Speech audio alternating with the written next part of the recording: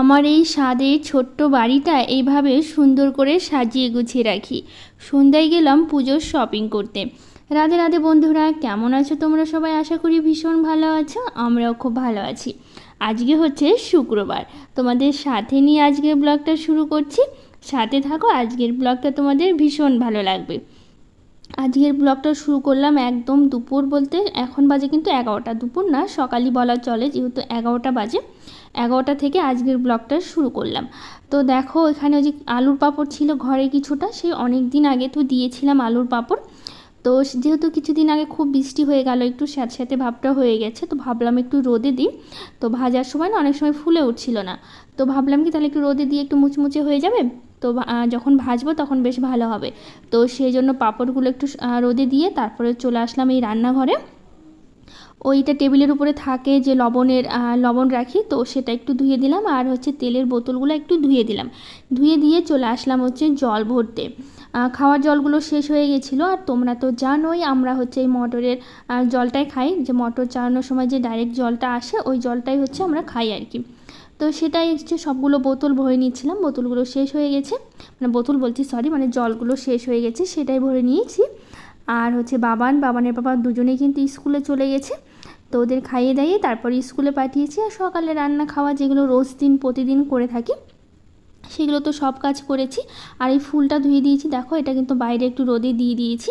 তারপর একদম বিকেল থেকে ব্লগটা শুরু করেছি, যেহেতু স্নান করেছি কাজকর্ম, মানে দুপুরবেলা আরেকবার। সকালবেলা তো তোমরা জানোই সকালবেলা আমি একবার স্নান করি, স্নান করে পুজো সারি।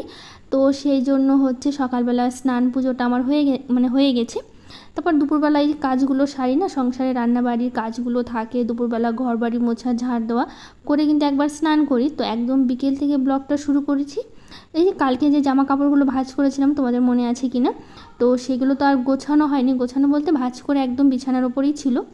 তো সেগুলোই হচ্ছে আজকে কী করছি বলো তো, একটু তোশকের নিচে দিয়ে দিচ্ছি, তো বেশ সুন্দরভাবে মানে আয়রন হয়ে যাবে, তো সেই জন্য হচ্ছে দিয়ে দিচ্ছি। তো এটা দিয়ে তারপরে হচ্ছে এই প্লাস্টিকটা দিয়ে দিচ্ছি, যেহেতু তোশক থেকে একটু ধুলো পড়তেই পারে। তো নিচে একটা প্লাস্টিক বিছিয়েছি, ওপরে একটা প্লাস্টিক বিছিয়েছি। তো এভাবে দিয়ে ভালো করে তোশকের নিচে ভালো করে চাপা দিয়ে রেখে দিলাম। তো আর কিছু জামা কাপড় ছিল যেগুলো হলো না, আর বেড কভার ছিল, তো সেগুলো হচ্ছে আলমারিতে রেখে দিলাম। দিয়ে তারপরে ওই যে সকালবেলা যে আলুর পাঁপড়গুলো রোদে দিয়েছিলাম, আর এমনি কিছুটা পাঁপড় ছিল, মানে কেনা পাঁপড়গুলো, সেগুলো কয়েকটা রোদে দিয়েছিলাম। তো সেগুলো বেশ সুন্দর করে এখন কৌটাতে ভালো করে ভরে রাখছি, একদম বেশ মুচমুচে হয়েছে। আর এত সুন্দর রৌদ্র দিচ্ছে, আর প্রচণ্ড গরম, জানো তো, খুবই কষ্ট হচ্ছে এখন কাজ করতে। তারপরে চলে আসলাম এখন ঘরে। তারপরে ওই হচ্ছে যেটা লবণ রাখার ওটাতে তো ধুয়ে দিয়েছিলাম, জল ঝরে গেছে সারাদিনে, সেই তো সকালবেলার টাইমটা পরিষ্কার করেছিলাম। তো এটা একদম লবণ ভরে তো একদম জায়গা মতো এখন সুন্দর করে টেবিলে রেখে দেবো। এই যে রেখে দিলাম। তো এখন হচ্ছে পরের দিন একদম ব্লগটা শুরু করছি। তো আজকে সরি, আমি মানে বলতে ভুলে গেছি, যেটা আগের দিনের ব্লগটা দেখলাম ওটা হচ্ছে বৃহস্পতিবার থেকে, তো এখন আজকের ব্লগটা শুরু করলাম শুক্রবার থেকে। আমি একদম ভুল বলেছি, সরি, তোমরা কিন্তু কিছু একদমই মনে করো না। তো বৃহস্পতিবার আর শুক্রবার দুদিনে মিলিয়ে আজকের ব্লগটা করছি। তো এই শুক্রবার সকাল থেকে এখন ব্লগটা শুরু করলাম একদম বিছানা গোছানো দিয়ে। তো যেভাবে রোজ দিন শুরু করি আর কি, বিছানা গোছাই। তো বাসি বিছানাটা এখন গুছিয়ে ভালো করে পরিষ্কার করে নিচ্ছি, নিয়ে তারপরে তো ঘর বাড়িগুলো ঝাড় দেবো, বাসি কাজগুলো করব। তো এখন ভালো করে বিছানাটা মানে বিছানার চাদরগুলো একদম টান টান করে গুজে নিচ্ছি। আর বিছানো গোছানো থাকলে না ঘরটা বেশ গোছানো লাগে সব সময়।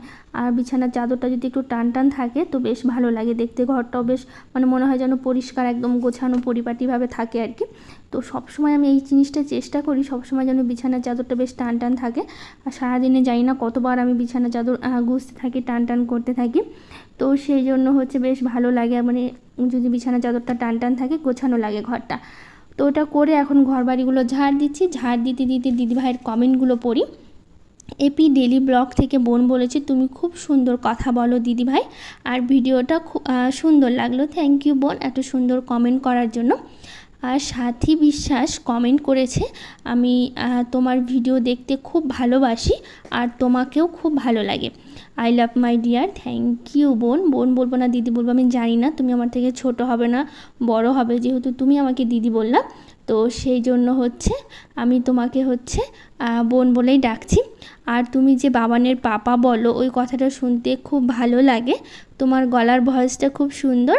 আমি আজ পর্যন্ত যত ব্লগার দেখেছি তার থেকে তোমাকে আমার খুব ভালো লাগে। তোমার ভিডিও রোজ রাতে শোয়ার আগে দেখি। আমার হাজব্যান্ড বলে তুমি এনার ভিডিও দেখতে এত ভালোবাসো। আমি বলি হ্যাঁ, আমি এই দিদিভাইকে খুব ভালোবাসি। আর দিদিভাইয়ের কথা মানে দিদিভাইয়ের ভিডিও দেখতে খুব ভালো লাগে। আর আমি মীরা পলাশি থেকে তোমার ভিডিও দেখছি। খুব ভালো থেকো, তোমাকে আমার অনেক অনেক ভালোবাসা জানাই। থ্যাংক ইউ বোন, এত সুন্দর একটা কমেন্ট, মানে এর থেকে ভালো কমেন্ট আর হতেই পারে না। এত সুন্দর একটা কমেন্ট করেছে, আমার তো ভীষণ ভালো লেগেছে পড়ে। আমার মানে কি বলবো, মনটা একদম ভরে গেল। এত সুন্দর একটা কমেন্ট। তোমাকেও অনেক অনেক ভালোবাসা বোন, আর তোমাকেও অনেক অনেক ভালোবাসা দিচ্ছি। আর অনেক ভালো থেকো, তুমি সব সময় হাসি খুশি থেকো, এটাই বলছি তোমাকে। আর খুব ভালো থেকো। থ্যাংক ইউ বোন এত সুন্দর একটা কমেন্ট করার জন্য। তো দেখো ঘরগুলো তো প্রথমে ঝাড়টা দিয়ে নিয়েছি, এখন ডাইনিংটা ঝাড় দিচ্ছি। আর বাবান উঠে গেছে, বাবানের পাপা উঠে গেছে।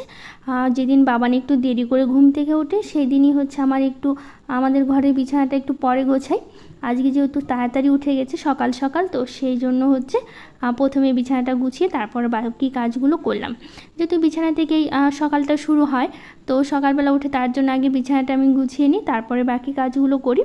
আর বাবান শুয়ে থাকলে তো অনেক সময় হয়ে ওঠে না। তো ঘরগুলো ঝাড় দিলাম, দিতে দিতে চলে আসলাম এখন বাইরে এসে এই সামনেটা ঝাড় দিচ্ছি, তারপরে দিব হচ্ছে উঠোন ঝাড়টা দেব। তো বাবানকে আমি বললাম তুমি ব্রাশটা করে নাও। আসলে এখন একটু বড় হয়েছে, ওই নিজে নিজে ব্রাশ করতে পারে, নিজে স্নান করতে পারে। আর খাইয়ে দিতে হয় না, নিজে নিজে হাত দিয়ে খেয়ে নিতে পারে। শুধু ভাতটা ওকে মাখিয়ে দিতে হয়। ভাতটা যদি মাখিয়ে দিই তাহলে বেশ সুন্দর করে নিজে নিজে খেয়ে নেয়, জানো তো। তো এখন স্নানও করতে পারে, ব্রাশ হাত মুখ ধোয়া সবটা নিজে নিজে করতে পারে। কিন্তু মাঝে মধ্যে একটু স্নান করে দিই, একটু হাত পা ডলে একটু ভালো করে মাঝে মধ্যে করে দিই, নইলে রোজ দিন ও নিজে নিজেই স্নানটা করে নেয়। আর ব্রাশটা তো বললামই, নিজে নিজে ব্রাশ করবে, সকালবেলা হাত মুখ ধুয়ে আমি ওকে জল খেতে বলবো। ও সুন্দর বোতল থেকে গ্লাসে জল ঢেলে সকালবেলা করে ওর জল খাওয়ার অভ্যাসটা করিয়েছি। সকালবেলা বাসি পেটে খালি পেটে একটু হচ্ছে জল খাওয়া সকালবেলা। তো ওটা আমি ওকে বলে দিই। ও কী করে বলো তো, সকালবেলা উঠে যখন ব্রাশ হাত মুখ ধোয়া হয়ে যায় তারপরে গ্লাসে একটু জল ঢেলে বেশ সুন্দর করে খেয়ে নেয়। আর যেদিন না খায় সেদিন তো আমি দিয়ে দিই আর কি। আমি দিই নয়, বাবানের পাপা দেয়। আর বেশিরভাগ সময়টা বাবানের পাপাই দেয় সকালবেলা ওকে জল।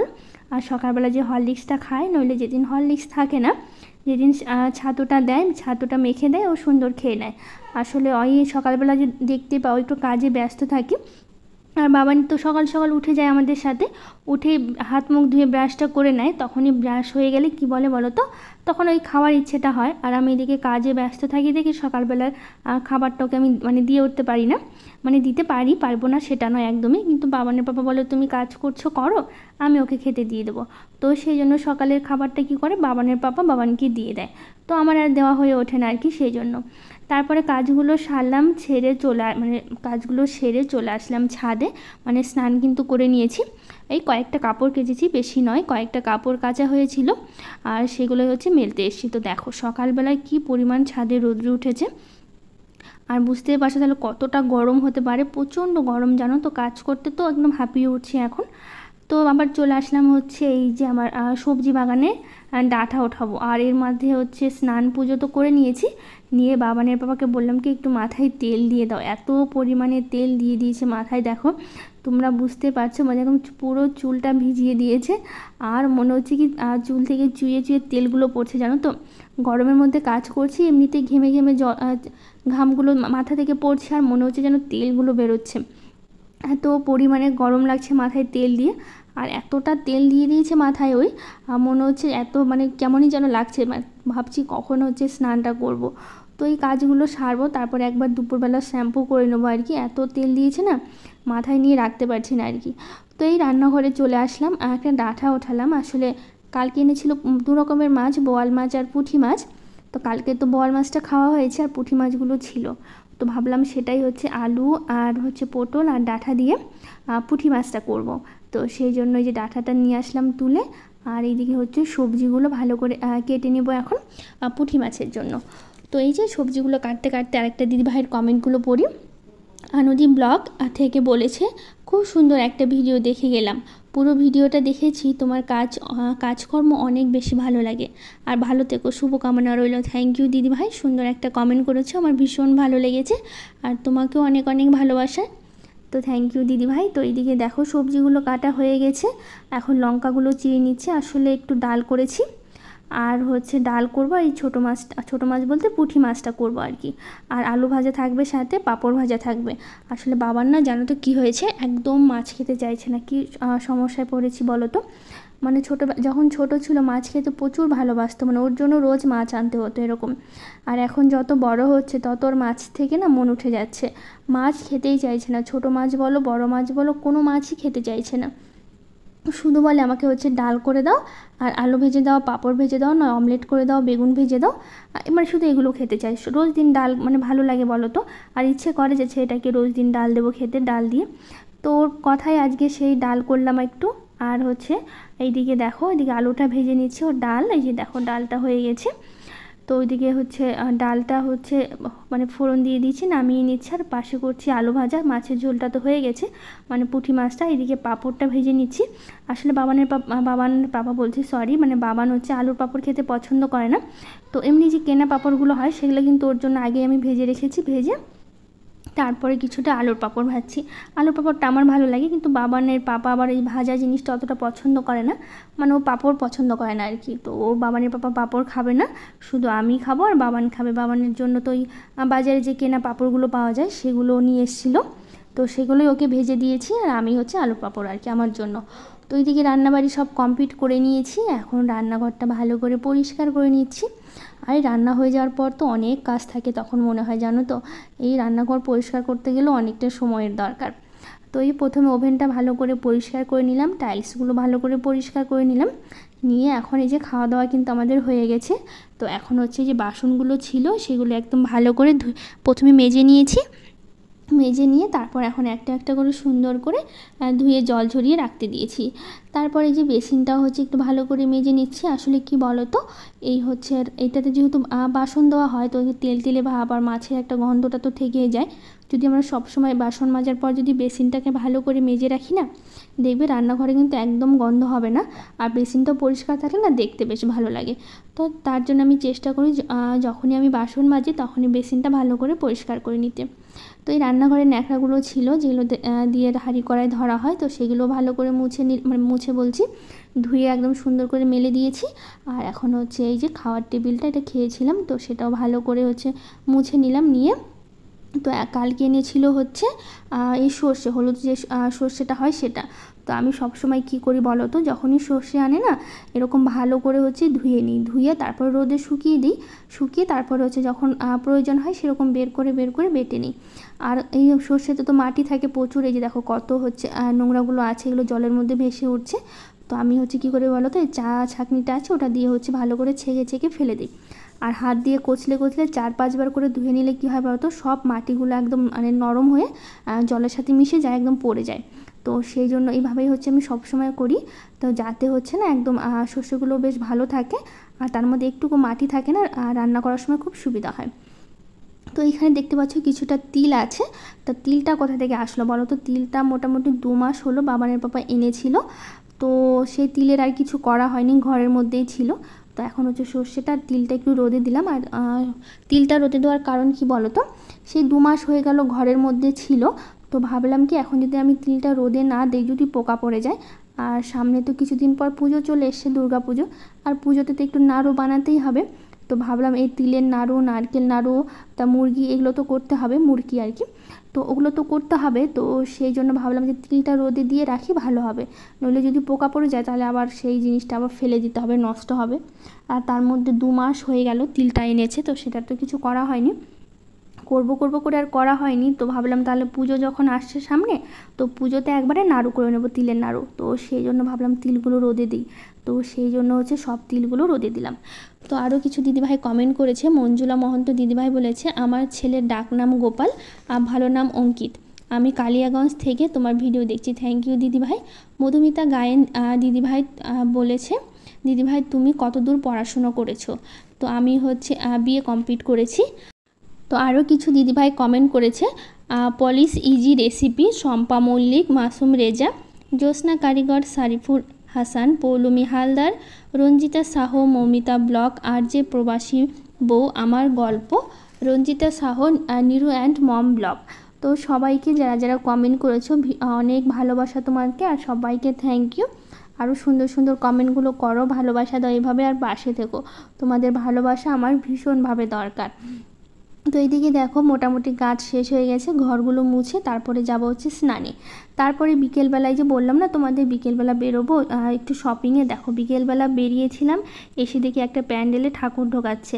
আসলে আগে থেকেই ঢোকাচ্ছে, এখানে রং সব কিছু এখানেই করবে। আসলে প্যান্ডেল হওয়ার পর ঠাকুর ঢোকাতে একটু অসুবিধা হয়, তো সেই জন্য হচ্ছে এখানে ঠাকুর ঢোকাচ্ছে। এত ভালো লাগলো এসে, মানে দেখে ভীষণভাবে ভালো লাগলো।